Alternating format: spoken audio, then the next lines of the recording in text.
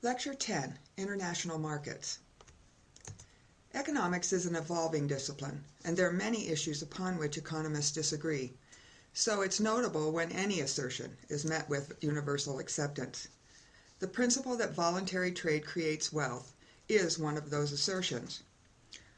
Although you'd never know it by observing the ongoing and often heated debates over trade policy, voluntary trade creates wealth is neither a new nor an untested idea. It's been clearly understood, analyzed, and dissected by economists since Adam Smith clearly articulated the proposition in The Wealth of Nations in 1776. In simplest terms, voluntary trade creates wealth by getting goods and services into the hands of the people who value them most, a process you can illustrate with the classic, easy-to-run, never-fail classroom simulation known colloquially as the bag game. FTE's version of the bag game is called the Magic of Markets, and you should have watched the 10-minute video demonstration before beginning this lecture. If you haven't, take a moment to switch over to the video and then return here. As we start this topic with the bag game in mind, I want to emphasize the connections to earlier lessons and to our focus on institutions. Two rules of the game must be in place for the bag game to work and create wealth. First, the trade must be voluntary. If it is, then exchanges will only take place if there is the perception of mutual benefit, which is econ speak for saying that both trading partners think that they will be better off after they exchange. Second, note the property rights in the bag game. The traders could exchange because they owned the items in their bags, and their property rights included the right of transfer. As the activity illustrates, trade increased well-being in the room even though nothing new was produced or added. Adam Smith realized, however, that one of the natural consequences of trade was that more would be produced. Voluntary trade allows, actually, it's stronger than allows, it encourages specialization and division of labor.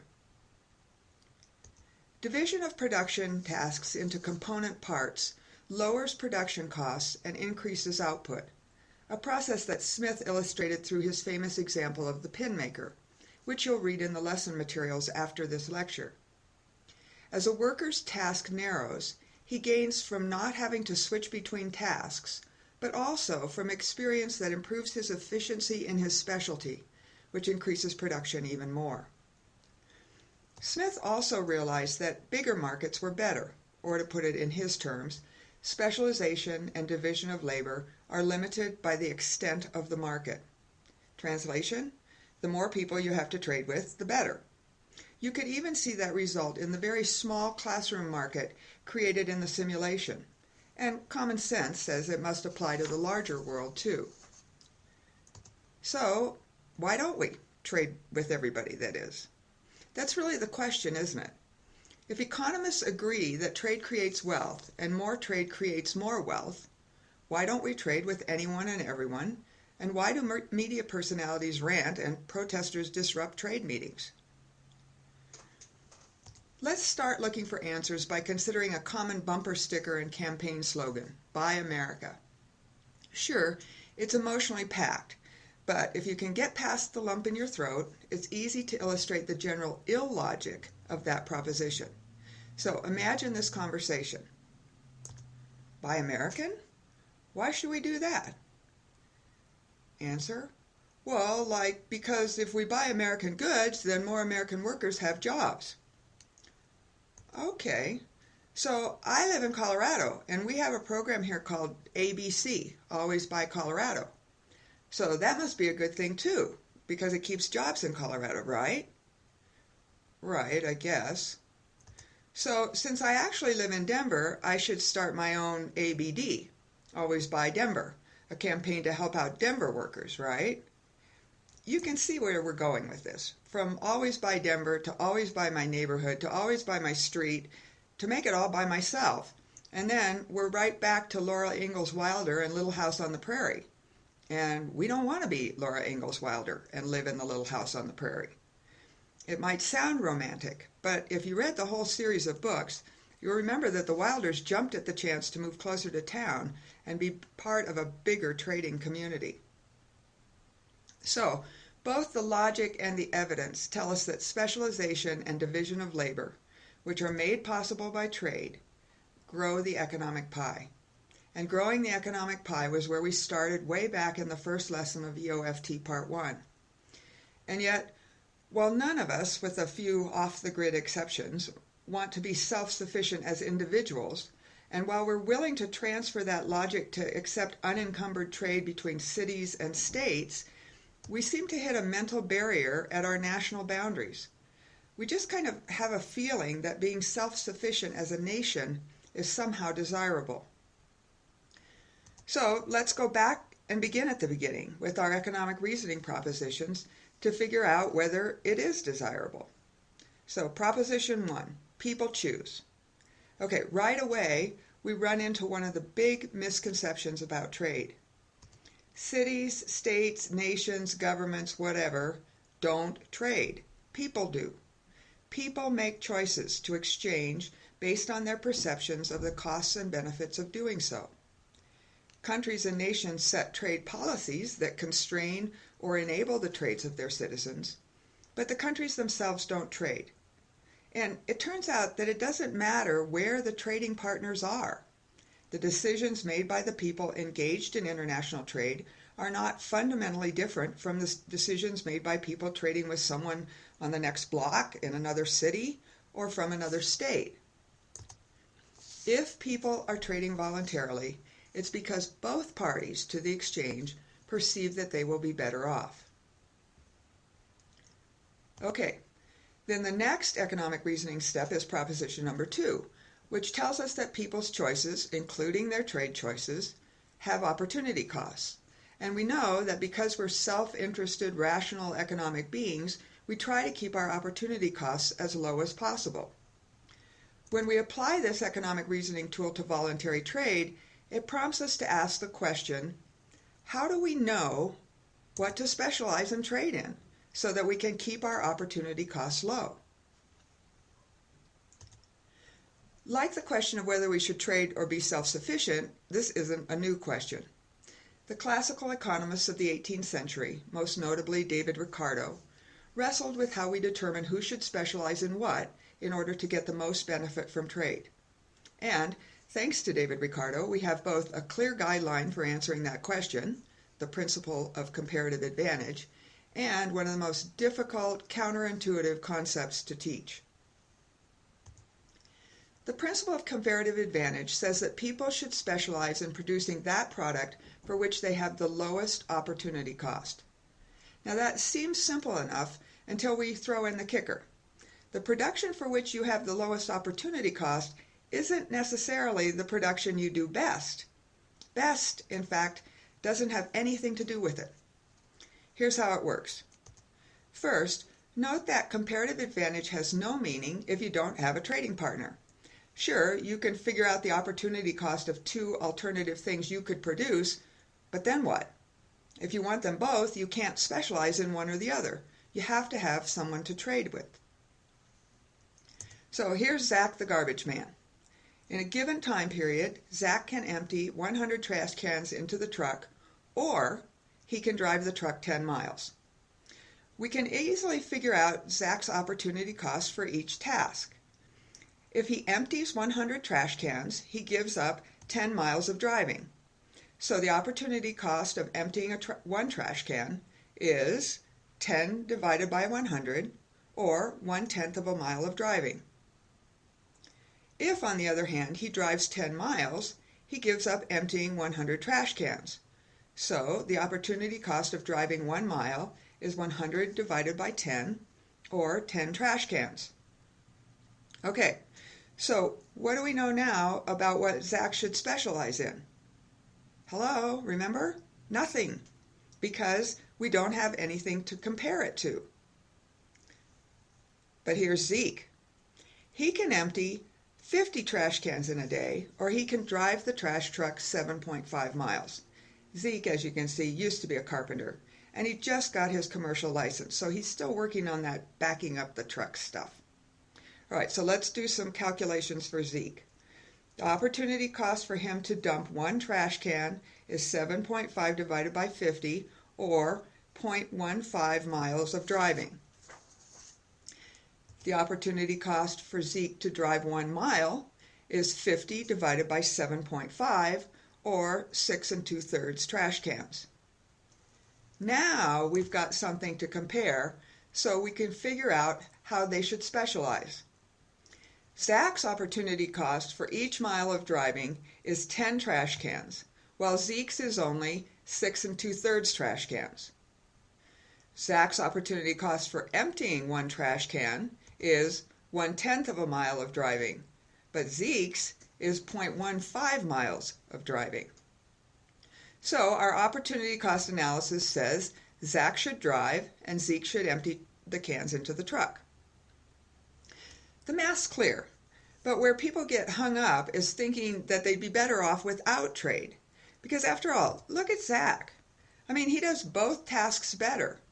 So it seems like he should do the whole job himself and be self-sufficient. This is the counterintuitive part, because what David Ricardo taught us is that we're better off to trade even if we can do both things better than our trading partner. So let's see if that's true. Is more trash collection produced if Zach and Zeke trade than if they try to be self-sufficient? Here's production for 1 day for Zach. He spends half the time driving and half the time emptying cans. 50 cans in 5 miles. Here's production for 1 day for Zeke. He spends half his time driving and half the time emptying 25 cans in 3.7 miles. Working independently, that would be 2 full days of work, they drive a total of 8.75 miles and they empty 75 of the 100 trash cans on the route. But now what happens if they trade their driving and can emptying skills? Remember that Zach is going to be the driver and Zeke is going to be the can emptier. Zeke can only empty 25 cans working by himself, but with Zach driving, he can empty 50 cans per day. So over 2 days, Zach can drive the entire 10 miles and 100 cans can be emptied. Simplified answer here is that if they exchange, they can complete the trash route in 2 days. Working independently, they couldn't. It would take them more than 2 days. And notice something else here too. Zach could have driven 20 miles, which makes him consider whether to hire someone else to help Zeke dump the cans and expand his trash route. Now, important thing here. Note that the comparative advantage is not one person over another, but one task over another for each person. Zach doesn't have a comparative advantage over Zeke. He has a comparative advantage in producing driving over producing emptying trash cans when, and only when, he's working with Zeke. We often hear sloppy use of the comparative advantage terminology, and it contributes to that misconception that international trade is rivalrous rather than cooperative endeavor. It's inaccurate to say we have a comparative advantage over some other country. Instead, we have a comparative advantage in the production of good A versus good B when we exchange with any particular trading partner. The other misconception we fall into is that comparative advantage is some static or absolute thing, and it's not. All sorts of factors can change comparative advantages. In our Zeke and Zach example, what if they buy a new trash truck with computerized controls, and Zeke's had computer training and Zach hasn't? It changes the relative opportunity costs, and it may change who drives and who dumps cans. This phenomenon of increased output through specialization doesn't suddenly disappear when we jump from talking about Zeke and Zach to talking about Dr. Smith in the United States and Indira Praha, who reads x-rays for him in Bangalore. Specialization lowers production costs and market prices for traded goods everywhere. Trade based on comparative advantage increases production and raises incomes and standards of living. So, what's the problem? Are all the talking heads, trade protesters, and congressmen who vote for trade restrictions just stupid? Well, tempting as it might be to say yes and just dismiss the problem that way, it's not an argument designed to win many converts. Think back to my example about Dr. Smith and his X-ray tech in India. Did you notice how I jumped from an individual example of people trading to generalizations about economies as a whole? We've said that specialization in trade makes production costs and market prices fall, production increases, and standards of living rise. That's true for the economy as a whole. But it's not true for Mario Johnson, who used to read X-rays and transcribe medical reports for Dr. Smith, and who lost his job when Dr. Smith's HMO outsourced, that is, traded, with Indira Praha. Economic change creates winners and losers, even if the economic change is beneficial overall. Part of the problem is that Mario Johnson losing his job is much more visible than the 0.00005% decline in the price of medical services. The costs are much more visible to us than the benefits, and we react to them more strongly.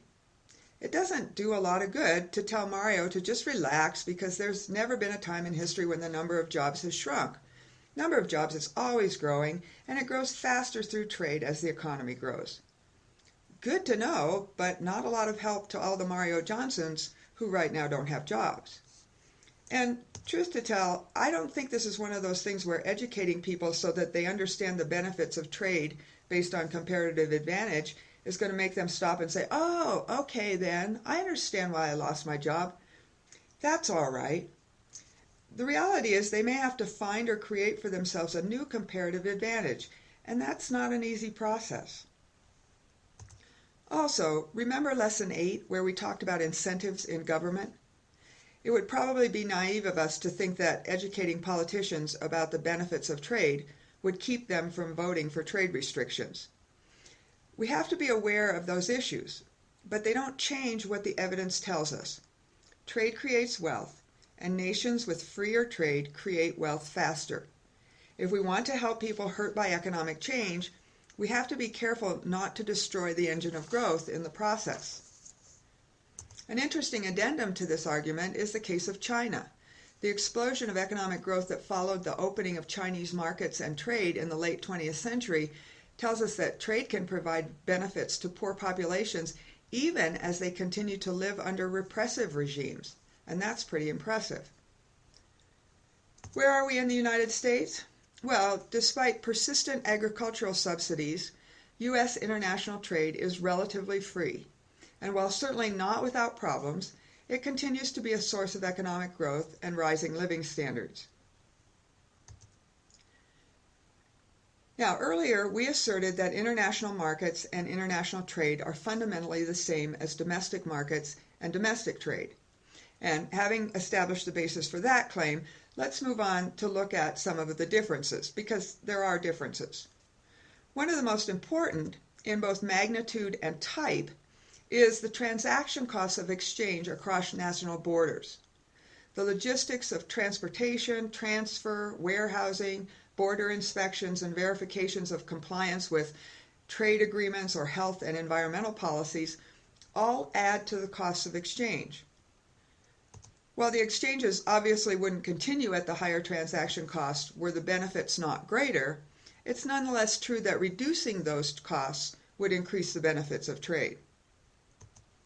The lesson from that is that not all trade agreements are of equal value in encouraging trade and growth. If they are encumbered by rules and regulations that raise transaction costs, they may actually reduce the volume of trade. Sometimes trade agreements create very visible, concentrated, and/or short-term benefits, while ignoring the less visible, more widespread long-term costs. Check back in Lesson 8 again for a review of the dynamics of how concentrated benefits and diffuse costs tend to shape government policies. In the trade arena, this most frequently shows up in policies that benefit import-competing industries while imposing additional and largely unseen costs on export industries and higher prices on consumers. Another large transaction cost in international exchange is currency conversion.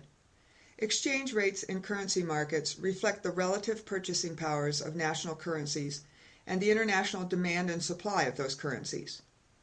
The Foreign Currencies and Foreign Exchange video linked in the lesson guide demonstrates a quick classroom simulation in which students experience a currency market. It helps them visualize what is largely an invisible process. Going through the hassle of currency conversion brings home the advantages to the United States of having all 50 states share a common currency.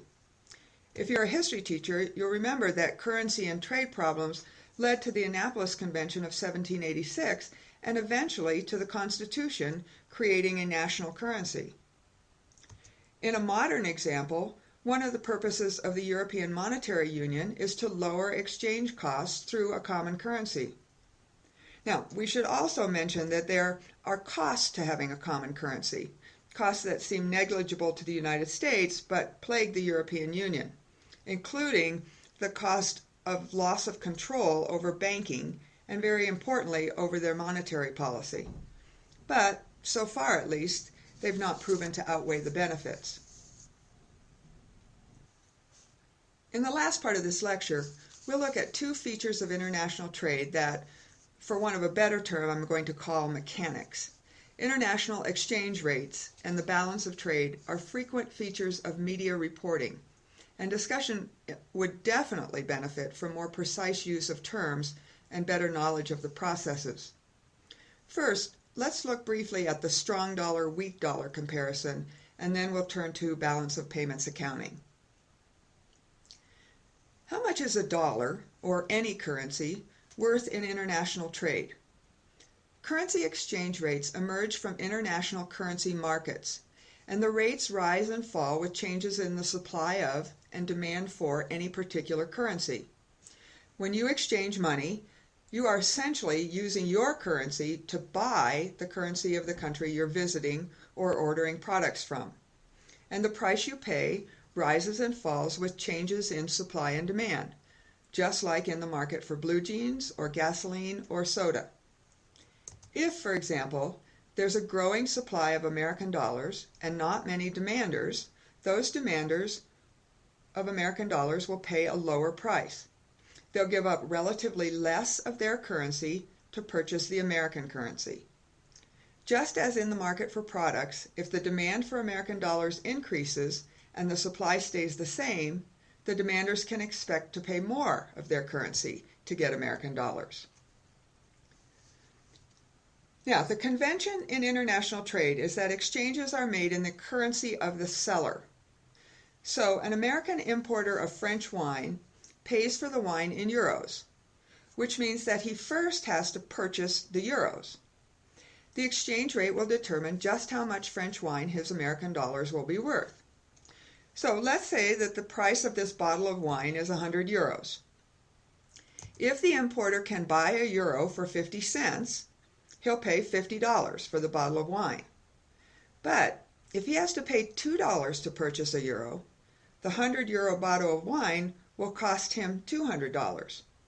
The bottle of wine is still the same bottle of wine, and in fact, its price in euros didn't change, did it?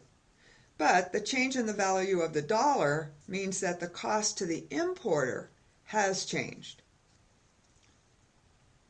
The terms strong dollar and weak dollar are often used by the media very generally, but to be accurate, they refer to the value of the dollar relative to a particular other country's currency.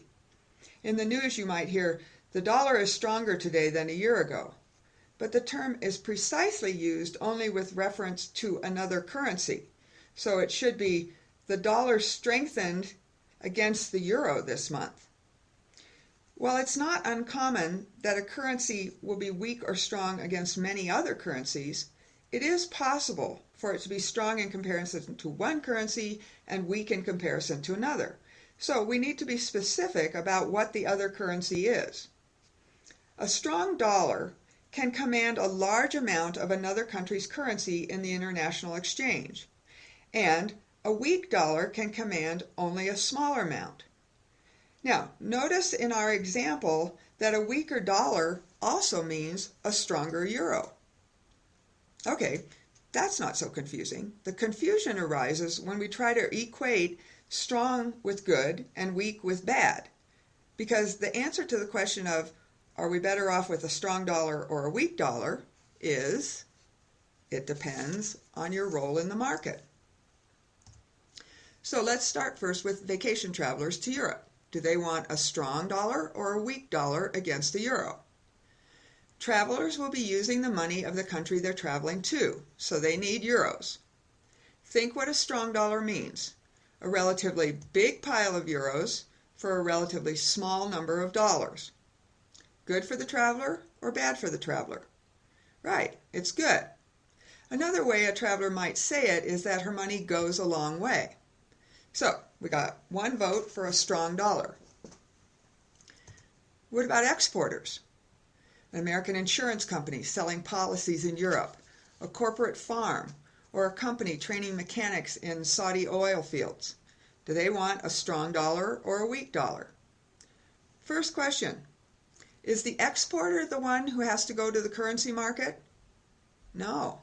Remember, he's the seller and transactions are conducted in the currency of the seller. The exporter will be paid for his product in US dollars. So why would he care about the exchange rate at all? Well, he cares because he knows that the exchange rate can make the cost of his product to international customers go up or down without him changing the price tag at all. And if the dollar is strong, will the foreign customers be able to afford many or few of them? Right, few. So the exporter would like the dollar to be weaker. He's getting the same competitive price for his product, but now it's easier for the overseas buyers to purchase the dollars they need to pay him for the product. Okay, so now we've got one vote for a weak dollar. Now, as you might have guessed, importers want exactly the opposite of exporters. They have to pay the seller in the seller's home currency, and if the dollar is weak, the importer will have to give up lots of dollars to get that currency. Not good from their perspective. They'd rather have a strong dollar so they can buy the seller's currency at a low price. Now, this picture of the international currency market is also complicated somewhat by governments. The Chinese, for example, don't allow their currency to rise and fall freely on the open market. But we can still summarize the strong dollar, weak dollar comparison in two statements. When the American dollar weakens relative to another country's currency, imports from that country become more expensive for Americans, and American exports to that country become cheaper for foreign consumers. When the American dollar strengthens relative to another country's currency, imports from that country become cheaper for Americans, and exports to that country become more expensive to foreign consumers.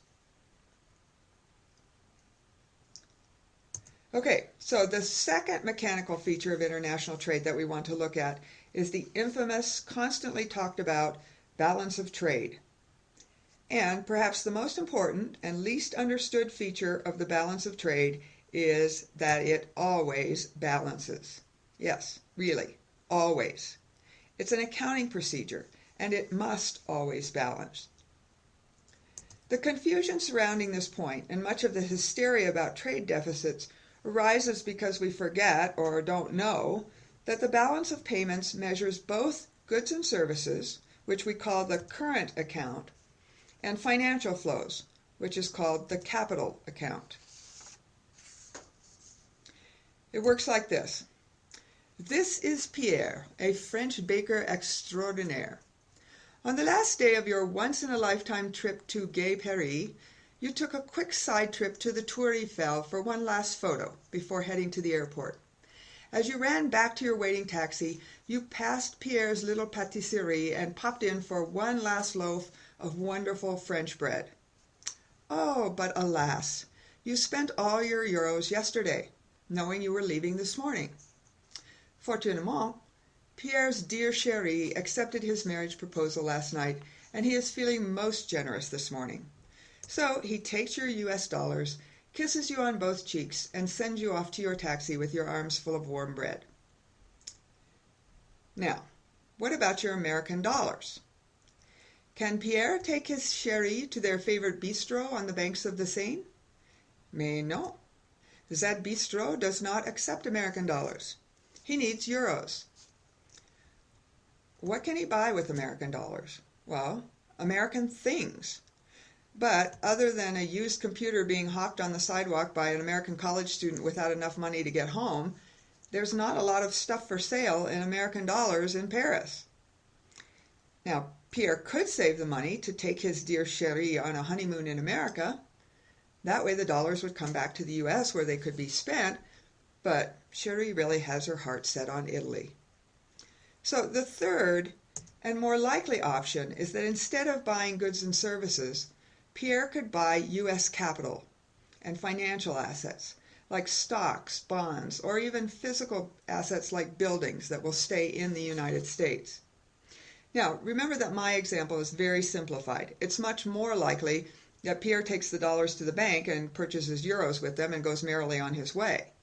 But the point remains that those dollars are only good for purchasing American products and assets, and eventually they'll come back to the United States and the balance of trade will balance.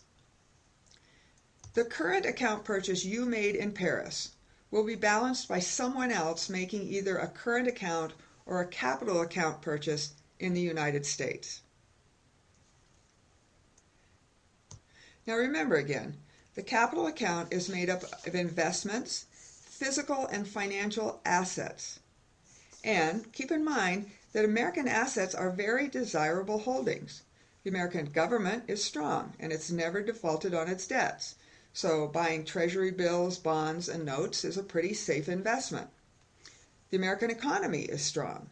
So although there's no guarantee, buying property and businesses in America is often a profitable investment. In addition, if we have the situation like today, when the U.S. imports more than it exports, there are lots of American dollars in the international currency market compared to demand for them. So they can be relatively cheap to buy. In fact, they could be cheaper to buy and less risky for foreigners than buying financial assets in their own countries. As a result, many foreign individuals, companies, and even governments do buy American assets. Thus, the expenditures for assets bring the dollars back to the United States, and the balance of trade always balances. Okay, now maybe it's easier to think of if you use the term balance of payments and we look at the flow of dollars. Purchases of imports means that dollars flow out, and sales of exports means dollars come back. If more dollars go out for imports than come in for exports, we have a deficit in the current account. This is the trade deficit that's reported in the news. Note that we're just talking about goods and services. What's not being reported is what must happen to those extra dollars that went out for imports and did not come back as payments for exports. Those dollars came back to the United States through the purchase of U.S. financial assets, the capital account. That means that we have a surplus in the capital account when we have a deficit in the current account. We're exporting more financial assets to foreigners than we are importing of their financial assets. And the size of our capital account surplus must equal the size of our current account deficit. If we have a current account deficit, as we do now, we are net importers in the international market. But because we have a current account deficit, we must and do have a capital account surplus. This means that foreigners are net investors in the United States. They are buying U.S. assets as investments, anticipating a greater return in the future. In terms of the capital account, then, the United States is a net borrower. Foreign purchases of our bonds and other financial instruments are loans that allow us to use their money now, and in return, we pay them interest. All right, So, mechanics aside, is the trade deficit a good thing or a bad thing? Well, you know the answer, right? It depends. Right now, the trade deficit reflects a situation where Americans can get goods and services more cheaply from foreign producers, freeing up resources in the United States for other production. That's probably good. But the demand for our exports is low. That's probably not so good if you're an exporter or an export industry worker. The demand for our financial assets is high. That does allow us to borrow for private expansion and government programs at relatively low cost. That could be good. But there's a price to that borrowing. Eventually, the interest will come due and have to be paid. And a big portion of the money for that is going to come from taxes. That doesn't sound so good, especially if we're worried about the future generations that will have to pay the taxes. So, as I said, once again, it depends. And I don't want to pretend to offer a simple answer here. We will provide some readings in the lesson dealing with related issues, such as the question of whether foreign governments, like China, holding American assets is a threat to our national security. Okay? Our only purpose in this lecture has been to define the terms and describe the accounting processes in the hopes of breaking that automatic connection we seem to make between strong dollar good, weak dollar bad, trade deficit bad, trade surplus good. It would be a major step forward if we could meet those assumptions and other inflammatory trade rhetoric with two questions. First, regarding judgments of good or bad when it comes to trade and the strength of the dollar, we need to ask for whom?